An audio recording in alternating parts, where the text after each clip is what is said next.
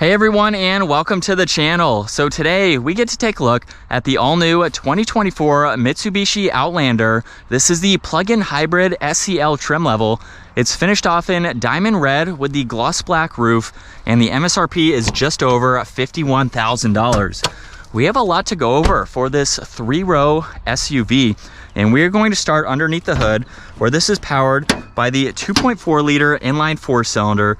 This is paired to two electric motors along with a 20 kilowatt lithium ion battery. It's also paired to the CVT transmission, and this pumps out 248 horsepower, 332 pound-feet of torque.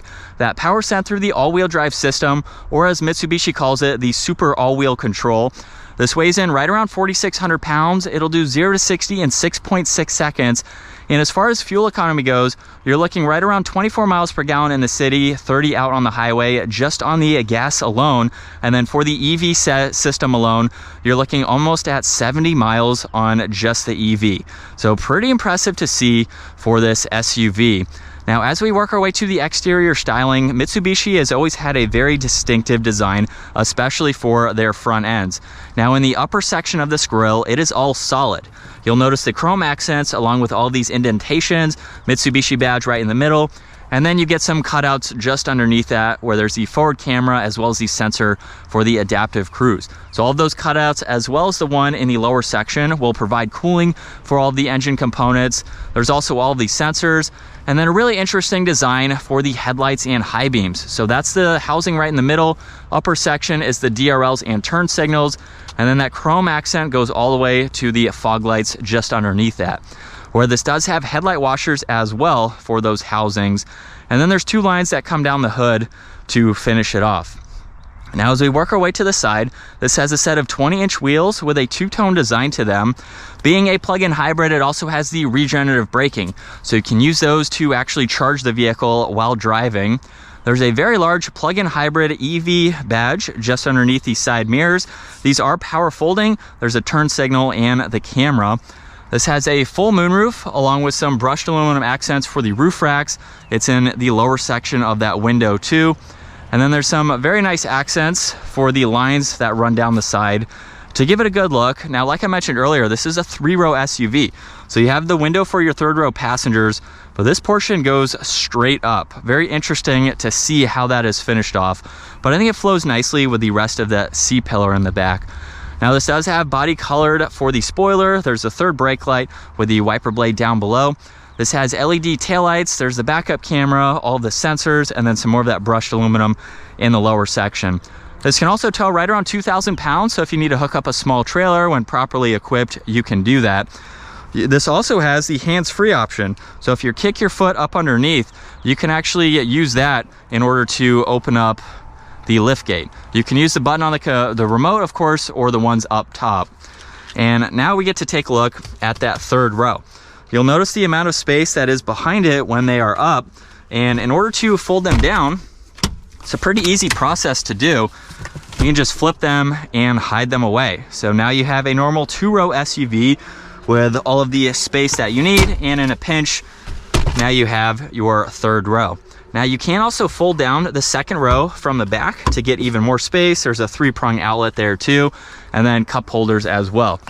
It's a very, very small third row, but if you have two small kids, you can put them back there. Now, this is a beautiful door panel for this. There's the tan leather along with all of the stitching with the black leather behind that. It goes all the way up to the top of the window, where this does have a adjustable sunshade. There's a carbon fiber like trim accent surrounding the window control, Bose audio, and a little bit of storage down below. As we work our way to the second row seating, if I just pull this tab and hold on it, that is how you can fold this seat completely flat. You do have to pull on it again to unlock the seat and bring it back up, and then you can use that to recline too. From there, I will just grab on that strap and we can push that seat forwards. Front seat would have to be moved slightly just to give it a little bit more room. But at 5'10", this is not where I want to be. This is where you're going to have some kids. You can flip up this headrest here and lock that into place. But at 5'10", I'm up against the headliner here, so not where I want to be. But if you needed to use them in a pinch, they are definitely there. And then you can move this seat forwards too to give your third row a little bit more leg room. Now that we are in the second row, these are actually heated. So you have those adjustments there along with your temperature controls, your air vents. There's even storage behind both front seats. And I have around 3 or 4 inches above my head. So definitely a lot more comfortable. When you pull on this tab, we have the armrest and the cup holders. So you can use those as needed. And then a good bit of visibility. It's pretty open feeling. This is what you would expect for a second row. And then up front, everything is just like in the rear. However, there's the memory seating adjustments, side mirror adjustments, all the window controls, and then even more storage. And a similar design, of course, for these front seats, which are massaging. So that control is located on the side. And as we start this up, you won't actually hear anything. Aside from the chimes, it starts up in the EV setting. This has solid and perforated leather on the steering wheel. On the left side, there's volume and tuning, along with the controls to go through the gauge cluster. On the right side, there's Bluetooth and voice commands, distance pacing, and then you have some safety features that you can get into as well. But using these controls here, currently you'll notice EV is on the left side along with the charge and the current range for that EV system. Right side, there's fuel along with miles per hour. And then you can use these controls to further go through some of this info, where you have your distance pacing or lane keeping assist, and then you have a few of those safety features. You can also go into an array of settings. So just depending on what you would like to customize, you can quickly do that. You can also pull up a blank page there along with the compass, and you have some other MPG vitals that you can scroll through as needed. There's also a few other temperatures that you can look at along with your all-wheel drive system and TPMS. And then you have navigation and music. So pretty configurable to go through. If I push on these 3 buttons underneath that, you can actually change how you would like to view this. So if you want to pull up all this information in full screen, now you can do that, or just change it again and bring everything back. Now you also have your audio source along with personal display. So you can actually configure what you would like to see over on that left side. You have driver assistance that you can get into as well. And then even though this has a single speed transmission, we do have the paddle shifters. These are used for your regenerative braking. You can actually further dial it in by adjusting the different settings with those paddles. Now on the left side, there's a dimmer switch, fuel cap release, along with the power outlet in the cargo space that you can activate. There's a release for the lift gate, as well as being able to plug this vehicle in. There's a timer for that, and then the head-up display, which you can turn on and off. And then for the infotainment system, power and volume's on the left side, tuning's on the right side, and you have some shortcuts on your menu, home menu here, that you can get into in the lower section. You can also configure how you see all of this set up at the moment.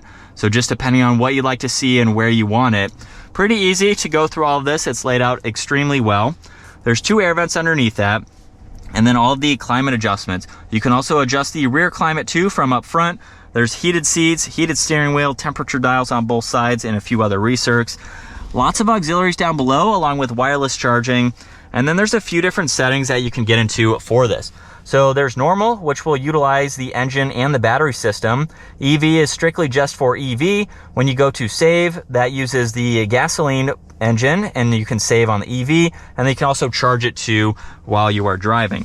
Now this pedal button here with the circle that goes around it is for the regenerative braking, or the one pedal braking. So if you push on that, you can actually just use the gas pedal and not the brake pedal. And then of course you can further adjust it using those paddles. In order to use the paddles, put the vehicle into drive, pull on this one more time, it will go into B, and then you can use the paddles as you'll see over on that left side. Reverse is all the way forwards, where this has 360 camera system, and then park is located on the top. There's the e-brake, auto hold, and then several different driving modes, just depending on how you need to use your Outlander. So you can go through all of these, and it will basically modulate the throttle as well as where the power is being sent in those different conditions. There's 2 cup holders behind that, plenty of storage in the armrest there, as well as in the glove box. And then up top, there's also a sunglass holder, all of the dome lights, and then the controls for that sunshade and sunroof.